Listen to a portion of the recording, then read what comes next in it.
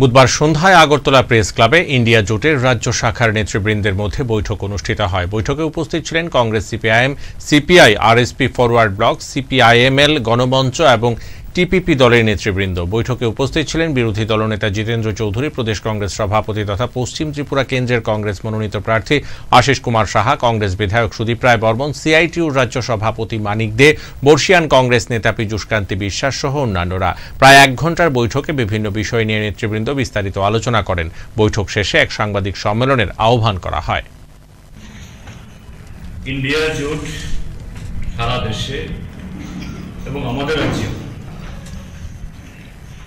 India block শুধু তারা না, তার সাথে আরো যারা গণতান্ত্রিক এবং ধর্মনিরপেক্ষ রাজনৈতিক শক্তি ত্রিপুরাজ্যের মধ্যে এখানে আপনারা দেখছেন তাদের নেতৃত্ব সশরীরে উপস্থিত আছে। অর্থাৎ আমরা যারা আজকে এখানে বসে আছি ত্রিপুরাজ্যের সংখ্যাগরিষ্ঠ মানুষের প্রতিনিধি এবং ত্রিপুরাজ্যের এই 40 লক্ষ জনসংখ্যার মধ্যে যারা এই ত্রিপুরাজ্যের নির্মাণে আদি অন্তকাল থেকে শ্রমিক, কৃষক